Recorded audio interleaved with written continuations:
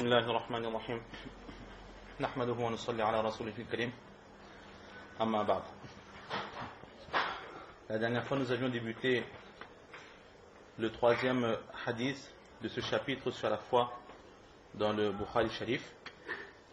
Aujourd'hui nous continuons l'explication de ce hadith. Donc nous rappelons que c'est Hazrat Aïcha radiallahu ta'ala anha qui raconte les premières révélations qu'a reçues le saint prophète sallallahu alayhi wa sallam.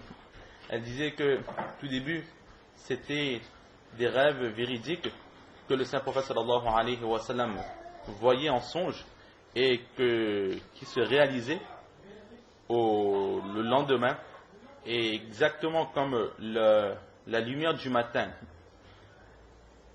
éloigne l'obscurité, de la même façon les rêves que le saint prophète sallallahu alayhi wa sallam voyait se réaliser dans le jour qui suivait le rêve, donc.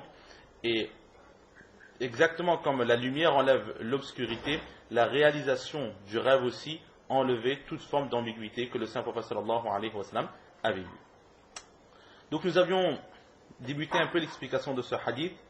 Nous avons vu que les trois qualités ou les trois points qu'il y avait dans les rêves du saint prophète sallallahu alayhi wa sallam avant les premières révélations, avant les premiers wahys, c'est-à-dire que c'était des rêves qui annonçaient de bons présages, qui annonçaient de bonnes choses, des rêves qui se réalisaient donc véridiques, et aussi des rêves dans lesquels il n'y avait aucune difficulté à comprendre, dans lesquels il n'y avait aucune ambiguïté.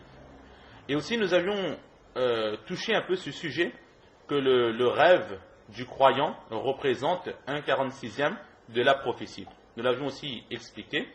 Là n'est pas le sujet, car Inch'Allah dans le Mishkatul Masabih et même dans ce même livre du Bukhari Sharif, un peu plus loin, Imam Bukhari rahmatullah alayh traitera ce sujet. Ensuite, nous avions aussi vu que les rêves des prophètes étaient tous des révélations. C'est-à-dire qu'à chaque fois qu'un prophète alayhi salatu wa salam, il fait un rêve, cela est considéré comme de la part d'Allah subhanahu wa ta'ala une révélation.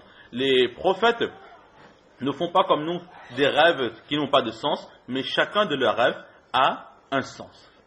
À cette explication, certaines personnes ont émis une objection quant au rêve de Hazrat Ibrahim alayhi salatu wa salam.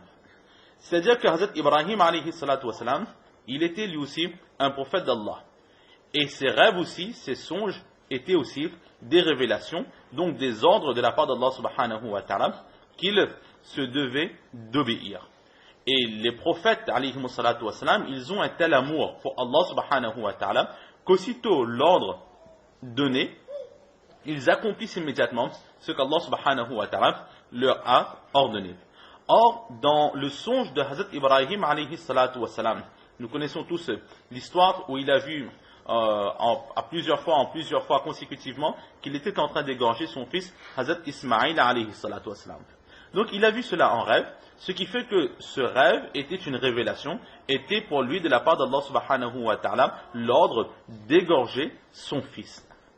Mais qu'est-ce que nous voyons? Au lieu de prendre son fils et de l'égorger sur le champ, il va prendre entre guillemets conseil avec son fils Hazrat Ismaïl alayhi salatu wa salam. Il va parler et il va lui demander ce qu'il en pense de ce rêve. Dans le Coran, Allah subhanahu wa ta'ala relate cette histoire. Inni ara fil manam, que ô mon fils, très certainement j'ai vu en songe, anni azbahuka, que je suis en train de t'égorger. Fanzur ma'za tara. Alors, dis-moi ce que tu penses de ce rêve. Si vraiment ce rêve était une révélation, Hazrat Ibrahim alayhi salatu wassalam, au lieu de se concerter avec son fils, il aurait eu l'obligation d'égorger son fils sur le champ. Quelque chose qui n'a pas été fait et que nous voyons même à la lumière des versets de ce Coran. Alors à cette objection, des réponses sont données. Tout d'abord, c'est que dans ce verset que nous venons de lire, dans cette histoire, Hazrat Ibrahim alayhi salatu wassalam, il ne s'est pas concerté avec son fils. Il n'a pas demandé l'autorisation à son fils si je peux t'égorger ou pas, mais il a tout simplement voulu tester son fils. Exactement comme Hazrat Ibrahim alayhi salatu wassalam, il savait que ce rêve était pour lui une épreuve de la part d'Allah subhanahu wa ta'ala, mais il voulait tester son fils. Est-ce que le fils était lui aussi prêt à passer cette épreuve? Quel était son degré de foi? Et c'est pour cela que le fils, Hazrat Ismaïl alayhi salatu wassalam, en réponse à ce verset, à cette question, Fanzul Mada Taraf, il dit, Ya abati, if'al ma tu'mar. Oh mon père, fais ce qui t'a été ordonné. Il n'a pas dit fais ce que tu as vu en rêve, mais il a dit fais ce qui t'a été ordonné. Donc dans la réponse de Hazrat Ismaïl alayhi salatu wassalam, nous comprenons deux choses. La première chose, c'est qu'exactement comme son père, il était lui aussi prêt à endurer cette épreuve. Il a accepté cette épreuve de la part d'Allah subhanahu wa ta'ala. Son amour pour Allah, sa croyance et sa foi étaient au maximum, étaient au plus haut degré. Il comptait parmi les meilleures créatures d'Allah subhanahu wa ta'ala. Et la seconde chose que l'on apprend dans ces mots, c'est ma tu'mar, ce qui t'a été ordonné. Or, Hazrat Ibrahim alayhi salatu wassalam, la seule chose qui lui était parvenue, c'était ce rêve où il voyait qu'il égorgeait son fils. Et son fils, Hazrat Ismaïl alayhi salatu wassalam, il considère cela comme un ordre de la part d'Allah subhanahu wa ta'ala. Donc là, dans cette réponse, nous avons la preuve que les rêves des prophètes sont des ordres, des révélations de la part d'Allah subhanahu wa ta'ala. La deuxième réponse aussi qui est donnée, c'est que Hazrat Ibrahim alayhi salatu wassalam, il a certes posé cette question à son enfant, Fanzun Mada Taraf, dis-moi ce que tu en penses. Ce n'était pas un refus de l'ordre de la part d'Allah subhanahu wa ta'ala. Ce n'était pas une remise en cause de cette épreuve de la part d'Allah, mais c'est que les prophètes alayhimus salatu wa salam, ils avaient cette habitude. Le saint prophète sallallahu alayhi wa sallam, lui aussi il avait cette habitude. Dans les récits, dans les hadiths, nous revoyons son habitude, que lorsque se présentait au prophète sallallahu alayhi wa sallam, ou même aux autres prophètes, lorsqu'ils devaient faire face à une situation. Et que pour faire face à cela, ils avaient deux possibilités. L'une était plus facile que l'autre. Alors les prophètes alayhi wa sallam, ils ont cette habitude de toujours choisir le plus facile. Les prophètes, ils étaient des êtres humains, et aussi ils savaient que leur peuple était faible. Donc, pour nous faire comprendre, pour ne pas nous mettre dans la difficulté, ils choisissaient toujours la façon la plus simple, le chemin le plus simple pour arriver à Allah subhanahu wa ta'ala. Et ici, en questionnant son fils, c'est exactement ce que Hazrat Ibrahim alayhi salatu wassalam, il est en train de faire. Il a deux possibilités. L'ordre est arrivé, il a vu en songe, il a deux possibilités.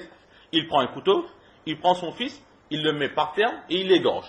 Il n'explique rien à son fils n'est au courant de rien et son fils pense que mon père est en train de m'assassiner. Donc là, il va obéir à Allah subhanahu wa ta'ala, mais le père lui-même, il aura de un, cette souffrance de sacrifier son fils, qui est humain, c'est une souffrance humaine, normale.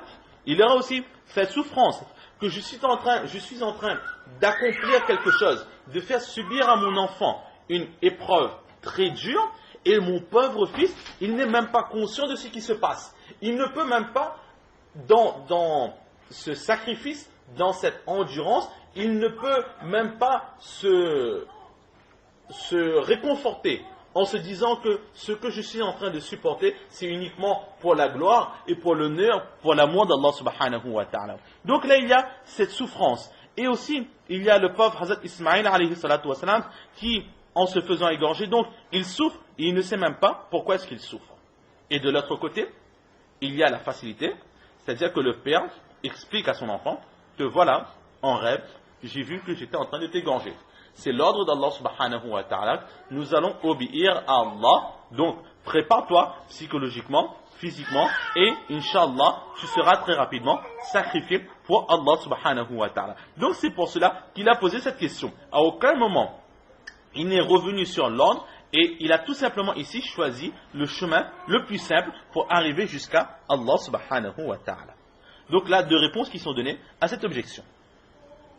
Ensuite, nous avions déjà vu pourquoi est-ce que Hazrat Aïcha radiallahu ta'ala anha, elle précisait que le prophète sallallahu alayhi wa sallam faisait des rêves dans son sommeil, car nous avons vu que le ru'ya, il peut être interprété de deux façons différentes. Le mot qui est ici employé ru'ya peut être traduit par songe, donc que l'on voit dans notre sommeil, et aussi par parfois des illusions ou des visions que nous avons de certaines choses, parfois des choses extraordinaires, etc. Et ces visions, il n'y a que nous qui pouvons voir, les autres personnes ne peuvent les voir. Donc, Hazrat Aïcha radiallahu ta'ala anha, elle précise que le prophète sallallahu alayhi wa sallam, il n'avait pas de vision avant la prophétie, mais il avait simplement des rêves qui se réalisaient. Ensuite, nous continuons. Hazrat Aïcha radiallahu ta'ala anha, elle dit, فَكَانَ لَا يَرَى رُؤْيًا, que le prophète sallallahu alayhi wa sallam ne faisait aucun rêve, إِلَّا جَاءَتْ مِثْلَ فَلَقِ الصُّبَحِ, sans que ce rêve ne se réalise comme la lumière du matin. Alors, qu'est-ce que Hazrat Aïcha radiallahu ta'ala anha, elle veut vraiment dire par ces mots, la lumière du matin? La première explication, c'est que nous sommes dans la nuit, c'est l'obscurité, il fait noir. Et lorsque le soleil commence à se lever, alors tout ce qui était obscur, tout ce que nous pouvions voir,